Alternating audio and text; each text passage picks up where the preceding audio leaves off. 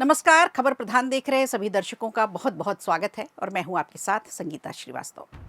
देखिए, नेपाल के ऊंचे पहाड़ी इलाकों में हेलीकॉप्टर से रेस्क्यू करना कई बार लोगों की जान बचाने का ज़रूरी तरीका होता है। ऑक्सीजन कम होती है, मौसम अचानक खराब हो जाता है, इसलिए जो बीमार होते हैं या जो ट्रैक कर फंस जाते हैं उन्हें काठमांडू तक पहुँचाना ज़रूरी होता है। लेकिन इसी सिस्टम का गलत फ़ायदा उठाकर कुछ लोगों ने यहाँ बड़ा स्कैम किया है। जानकारी की कमी होती है, सही निगरानी नहीं होती है, इसलिए एक बड़ा बीमा घोटाला यहाँ किया गया।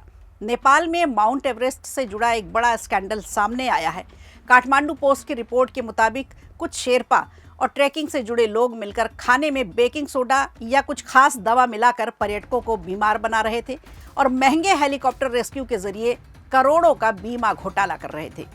माउंट एवरेस्ट दुनिया की सबसे ऊंची चोटी पर चढ़ाई करना हर पर्वतारोही का एक सपना होता है, लेकिन इस सपने के बीच में एक ऐसा काला सच सामने आया जिसने पर्यटकों को सोचने पर मजबूर कर दिया कि क्या इतनी ऊंचाई पर जाकर भी लोग धोखा कर सकते हैं, बेईमानी कर सकते हैं, वो भी चंद रुपयों के लालच में। लोगों को डर और धोखाधड़ी के जाल में फंसाया गया। जब ये खुलासा हुआ तो लोगों के पैरों तले जमीन निकल गई। नेपाल में हाल ही में 167 करोड़ रुपए के $20 मिलियन का सनसनीखेज इंश्योरेंस घोटाला सामने आया है, जिसमें शेरपा और ट्रैकिंग कंपनियों पर पर्यटकों को जानबूझकर बीमार करने का और फर्जी रेस्क्यू करने का करोड़ों की ठगी का आरोप लगा है।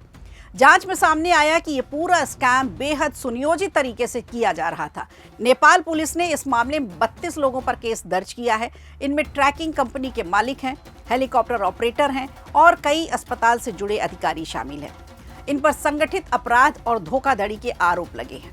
शेरपा, जो पर्वतारोहियों के लिए गाइड के रूप में जाने जाते हैं, ट्रैकिंग कंपनियों और हेलीकॉप्टर ऑपरेटरों के साथ मिलकर पर्यटकों के खाने में बेकिंग सोडा जैसी चीज मिला रहे थे। इसके असर से पर्यटकों को उल्टी होने लगती, पेट में दर्द की समस्या होने लगती है, जो ऊंचाई पर होने वाली अक्सर जो बीमारी होती है उस सिकनेस के लक्षण जैसे दिखता है। बीमार पर्यटकों को डराकर महंगे हेलीकॉप्टर रेस्क्यू के जरिए उन्हें मजबूर किया जाता, फिर फर्जी मेडिकल रिपोर्ट तैयार कराई जाती और उड़ान दस्तावेजों के जरिए अंतर्राष्ट्रीय इंश्योरेंस कंपनियों से भारी भरकम क्लेम वसूला जाता। इस घोटाले में नेपाल पुलिस ने 32 लोगों के खिलाफ चार्जशीट दाखिल कर दी है, जिसमें ट्रैकिंग कंपनी का मालिक भी है, हेलीकॉप्टर ऑपरेटर हैं और अस्पताल के अधिकारी हैं। 3 प्रमुख माउंटेन रेस्क्यू कंपनियों ने मिलकर तकरीबन $19 मिलियन से ज्यादा की धोखाधड़ी की है। इनमें से एक कंपनी के 1248 रेस्क्यू क्लेम थे, जिसमें से 171 फर्जी पाए गए, जिससे $10 मिलियन से अधिक का नुकसान हुआ। अब अभियोजक इन कंपनियों से कुल $12 मिलियन का जुर्माना वसूलने की तैयारी कर रहे हैं। नेपाल के पर्यटन उद्योग के लिए ये बेहद शर्मनाक मामला है। देश में ट्रैकिंग और पर्वतारोहण 10 लाख से अधिक लोगों के लिए यहाँ रोजगार देता है।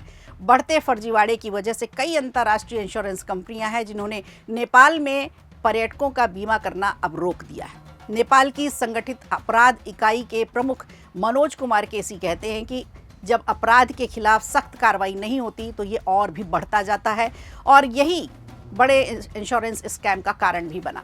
नेपाल में पर्यटन से 10 लाख से ज़्यादा लोग रोजी रोटी से जुड़े हैं। हाल के समय में बड़े घोटालों के कारण कई बीमा कंपनियों ने नेपाल में ट्रैकिंग करने वाले लोगों का बीमा कवर करना बंद कर दिया। अब अगर इस पर कोई सख्त कार्रवाई नहीं की गई तो आरोपियों के हौसले बढ़ेंगे, स्कैम बढ़ेंगे और लोग यूं ही ठगे जाते रहेंगे। वीडियो अच्छा लगा हो तो लाइक कीजिए, शेयर कीजिए और कमेंट बॉक्स में हमें ज़रूर बताइए।